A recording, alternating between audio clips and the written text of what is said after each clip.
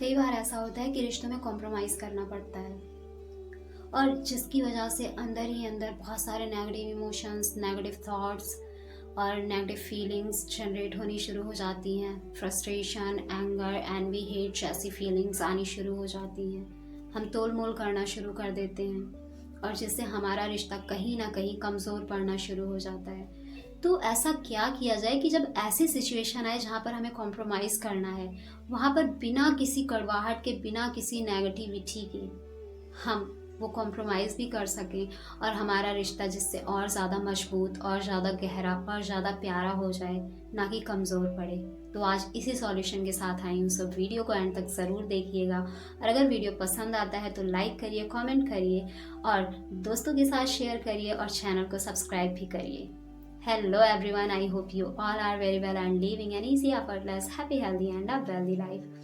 तो जब ऐसी सिचुएशन आ जाए कि आपको कॉम्प्रोमाइज़ करना पड़ रहा है, तो वहाँ पर आप क्या कर सकते हैं जिससे आपके भीतर ये कड़वाहट भी ना आए, रिश्ते भी कमज़ोर ना हो, रिश्ते और मजबूत हों, हार्मनी क्रिएट हो और आपको भी अच्छा महसूस हो। सबसे पहला पॉइंट कि आपको ये पहचानना ज़रूरी है कि जहाँ भी आपको कॉम्प्रोमाइज़ करना पड़ रहा है उसके पीछे की ज़रूरत क्या है, आखिर ज़रूरत है भी या नहीं है। इसके लिए आपको अपने पार्टनर से खुलकर बात करनी होगी और ये आप दोनों को समझना ज़रूरी है कि अगर कहीं कॉम्प्रोमाइज़ एक पार्टनर को किसी भी चीज़ का करना पड़ रहा है, चाहे उनकी डिज़ायर हो, उनकी विश हो, कोई उनका करियर हो, उनकी लाइफ स्टाइल हो, एनीथिंग, तो फिर आखिर उसकी ज़रूरत है या नहीं। ऐसा तो नहीं बिना किसी ज़रूरत के एक होता है ना कि कंट्रोल करने वाला नेचर लोगों का, तो उसकी वजह से कॉम्प्रोमाइज़ करना पड़ रहा है या फिर कोई ऐसा रीज़न है, ऐसा पर्पज़ है जिसकी वजह से आपका रिश्ता मजबूत होगा, आपका रिश्ता अच्छा होगा, आपके रिश्ते को बेनिफिट मिलेगा, वो रीज़न है। ये जानना बहुत ज़रूरी है और इसके लिए दोनों ही पार्टनर को आपस में बैठकर खुलकर बात करना ज़रूरी है।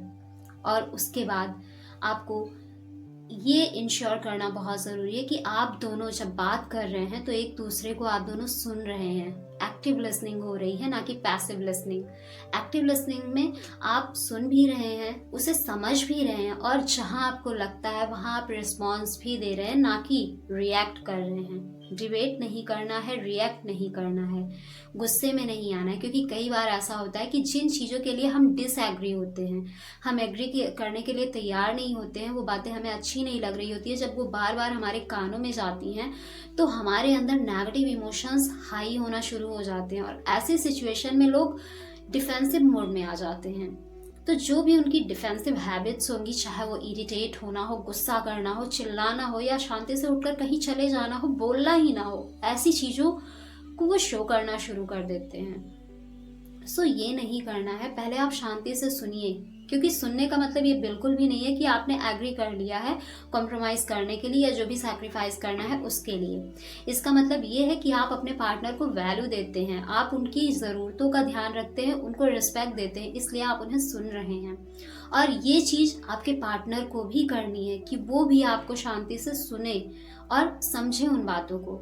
और फिर यहाँ पर चीज़ों को क्लियर करिए कि अगर सैक्रिफाइस करना है तो इससे रिश्ता मजबूत होना चाहिए। और इसके नेक्स्ट क्या नहीं करना है, आपको स्कोरिंग नहीं करनी है। जी हाँ दोस्तों, कई बार रिश्तों में ऐसा होता है कि जब कॉम्प्रोमाइज़ करने की बात आती है तो एक पार्टनर कहता है कि मैंने बहुत कॉम्प्रोमाइज़ किया, मैंने बहुत ज़्यादा सैक्रिफाइस किया आपके लिए, बट आपने क्या किया मेरे लिए।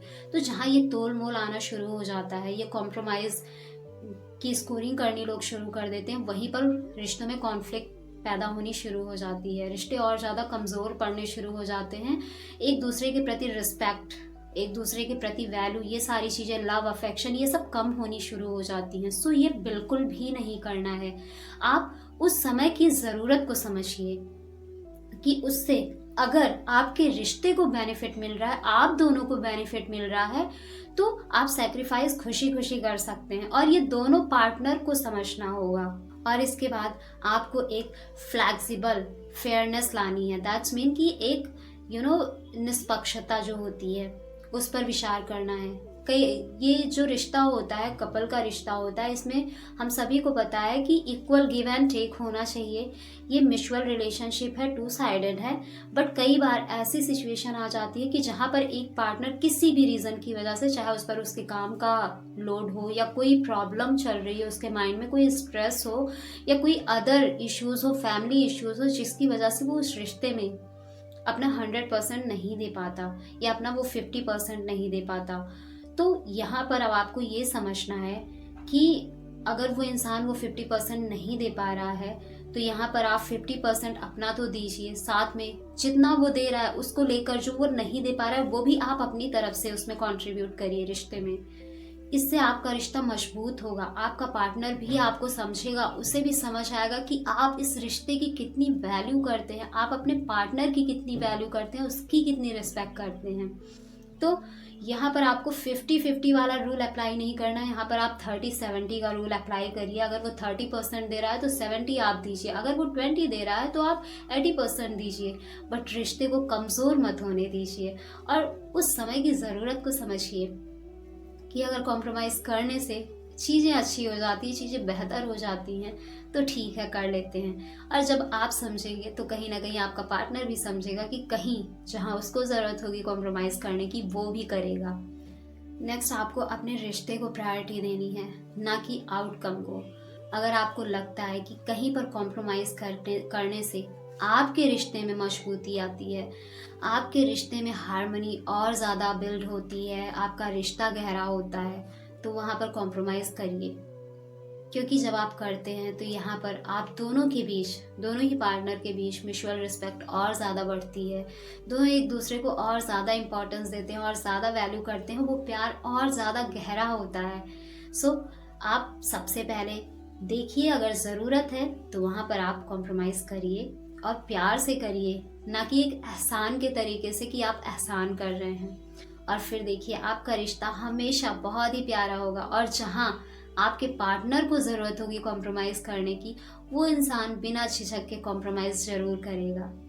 सो इन चीज़ों को ध्यान में रखिए और अपने रिश्ते को प्यारा बनाइए, मजबूत बनाइए और हमेशा अपने रिश्ते में हार्मनी बना कर रखिए। And see you in the next video. तब तक के लिए bye bye and take care. Thanks for watching.